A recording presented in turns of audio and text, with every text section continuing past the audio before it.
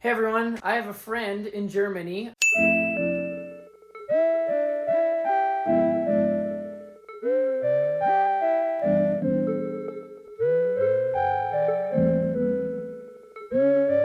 And he sent me an amazing gift. So let me show you what he gave me. Here is the plasma power supply. There is an AC flyback transformer and a little ZVS circuit on a tiny little circuit board. And I want to put it on this circuit board. And then here is all the plasma tubes that he sent. Oh man, are they numerous. Various gases, nitrogen, argon, neon, mixes of the 2 or 3. A lot of them have some iodine in them, but we'll check them out in just a bit. So I want to show those off to you today, experiment with plasma tubes, and also turn his plasma power supply into a little more compact plasma power supply. So put that down for a second. Let's clean this plasma power supply up.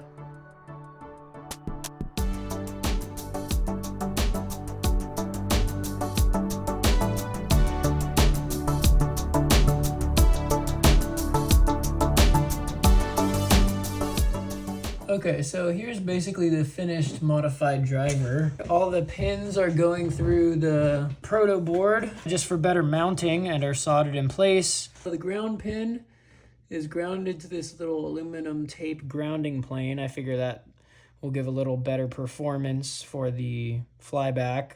And then 8 to 20 volts DC comes in here, and then high voltage, high frequency comes out here. So what is the circuit, right? How are we turning DC into AC electricity? Well, with the power of a circuit called an electronic oscillator, or more specifically, a Baxandall oscillator, or even more specifically, a modified ZVS driver, where instead of the ultra-fast diodes used to discharge the gates of the power MOSFETs, we use 2 more power MOSFETs to more efficiently discharge the gates. The earliest example of this circuit I can find is by Jörg Rehrmann, a German electrical engineer. So when my friend Tristan from Germany saw this circuit, he made his own circuit schematic for it with the auxiliary components, like for voltage regulation. He made this circuit board and he sent it to me.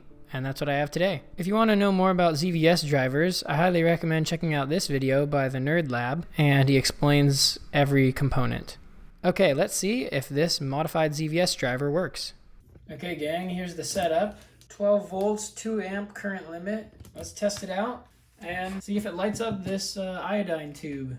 In 3, 2, 1. Oh no. It current limited. Alright, I'm gonna investigate. Alright gang, we are 10 minutes later and I believe I figured out my mistake. Just like the instructions said, I needed to connect another wire to 12 volts in order to get the oscillator started, but I forgot to do that. So what I did is I took a 12 volt regulator, attached it to the power input, and then put the 12 volts into where it needed to go. So now let's plug it in and see some plasma. Boom. 3, 2, 1. Yep, it's working. Check it out. That's about 500 milliamps, that's fine. That's nice.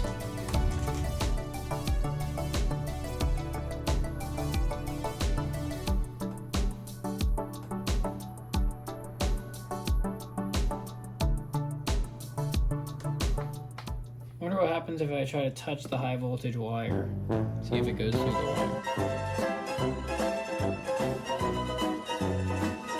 Not really, so that's good. Right now we're at about 6 watts of input power. Probably even less of output power, so this is not bad. Alright, let's change some things. Okay, for this second experiment, I've made 2 changes. This is a piece of aluminum tape, and this is connected to the high voltage ground. So that means the high voltage ground is a lot larger and might be able to pull higher output currents maybe. And also I've increased the area of the electrode attached to the plasma tube. So I'm going to give it the same amount of volts, 12 volts into the power supply, and let's see if we get more plasma coming out of the tube. Last time I believe we got a streamer that was about 15 centimeters. Let's do it. 3, 2, 1. Oh, yeah. Oh, wait. I mean, actually, not much more current. Still only pulling about 0.6 amps. So 600 milliamps.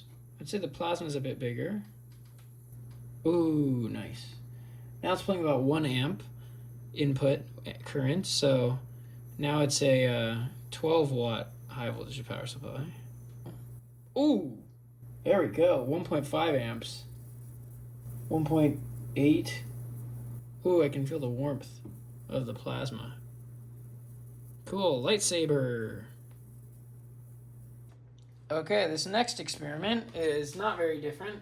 Still 12 volts input, but this time I'm gonna put the plasma tube also in contact with the ground plane. So let's see if we get a more plasma or brighter plasma. Huh, not very different.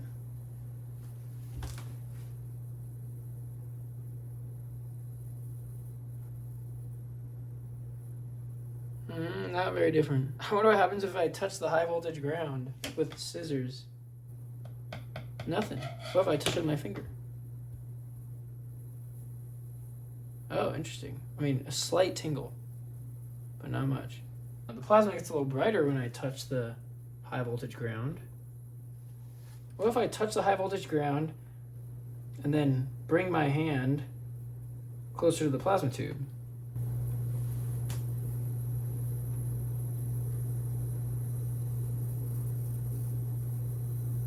Yeah, it's a little better. Interesting. So this is krypton and iodine. I think we should increase the voltage to like 18 volts maybe.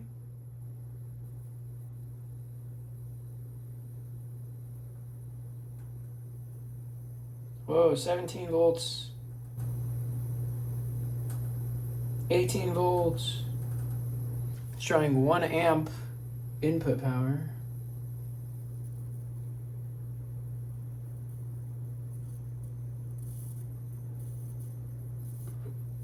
Whoa, yeah, it likes that. 1.5 amps at 18 volts input. Shake it up with the iodine. Oh, corona starts to go around the primaries when I do that. Makes sense. Maybe we try neon now.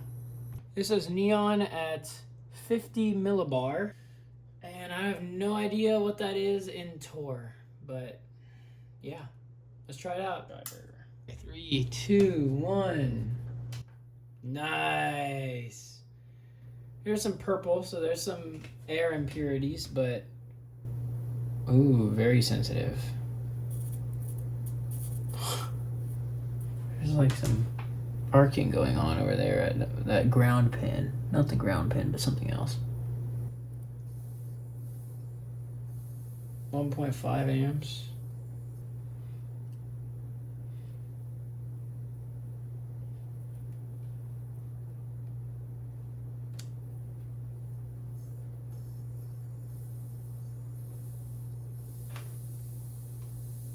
The primary is spitting corona right now.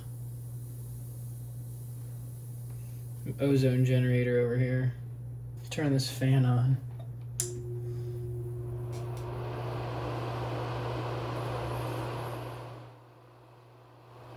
Wow, it acts like a flashlight. Look at that. This right here. Neon flashlight. Oh, it's getting hot. The tube. But yeah, cool filament. And it's neon. Some nitrogen, but neon too. Woo!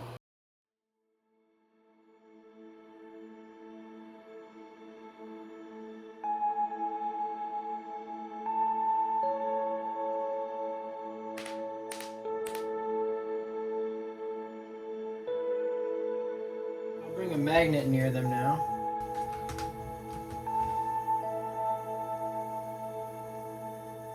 Whoa. Look at that. Clearly some sort of magnetic effect here.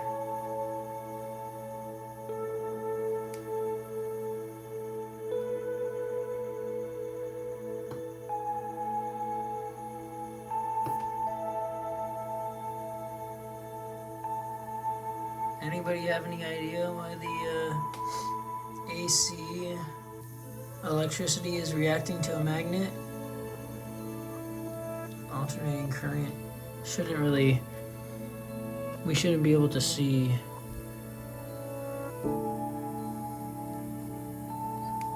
Alternating current reacting to a magnet, but here we are.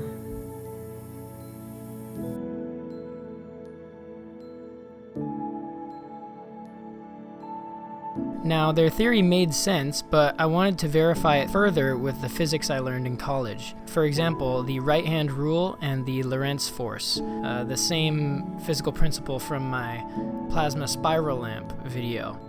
So, if we take a look at the magnet's orientation in this clip, and we assign a random polarity, the left side being north and the right side being south, then we see the magnetic field lines curling like this. Now, when we look at the plasma filament, we see that it's curling away from us. And the only way that can be made in the presence of a magnetic field oriented like this is if the current in this plasma filament was moving from left of the tube to right. And we see that the other plasma filament is curling the opposite way, and the only way for it to curl like that is if the current was flowing from right to left. So, I think the right-hand rule of the Lorentz force is proved correct again with this little demo. Alright, let's move on.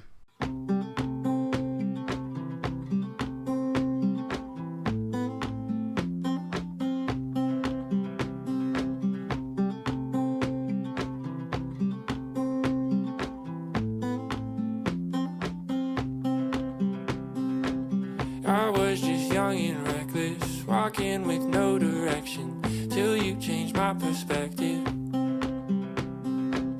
In search of something better, I wandered through the desert. You were my buried treasure. And on that day, my whole world changed. Okay, so now the plasma tubes have a holder and they can sit pretty on my desk or on a shelf. But we still need to make an enclosure for the high voltage power supply. So let's design that and make it. All right, to the computer. When I looked into your eyes, it was right then I realized this is how it feels to be alive. Be alive!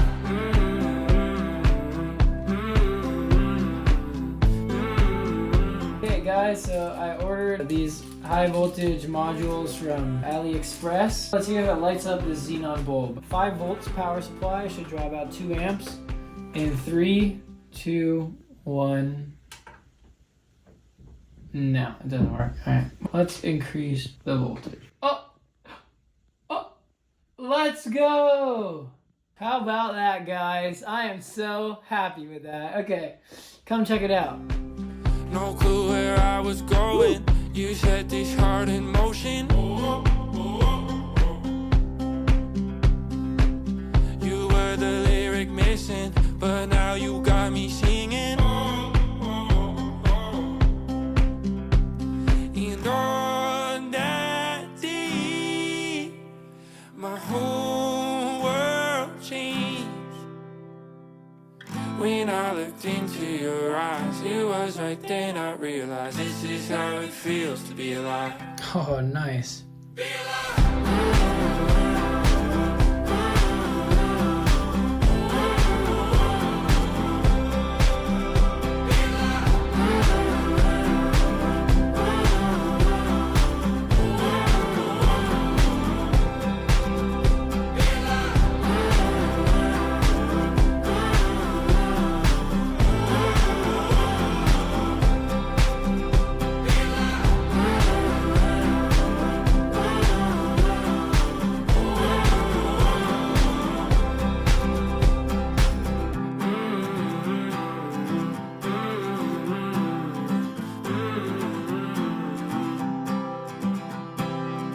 When I looked into your eyes, it was right then I realized this is how it feels to be alive. Okay, well, thanks so much for watching, guys. I really couldn't have done it without my friend Tristan from Germany, the plasma artists Zerg and Magic Plasma for the flasks. I just wanted to put this video together showing what plasma artists are capable of. The colors that were generated in the flasks were amazing. Combining this high voltage power supply and the plasma toroid, you could really get some like electric field effects that were affecting the plasma toroid in space. And the plasma toroid, I've upgraded it since my last video way back in the day with a new Teflon wire. It can now take in 400 watts of input power. Anyway, another thing I added to the generator is a fan here. The flyback core was getting a little warm, and also the xenon bulb driver was getting warm, so I had to replace that. But yeah, this project's still a work in progress because I really just want to make it really robust. It was a lot of fun. I got a lot of videos coming, all plasma based really. Tesla coil gun coming out this year. What else? That's probably the biggest one. So, Happy New Year. God loves you, and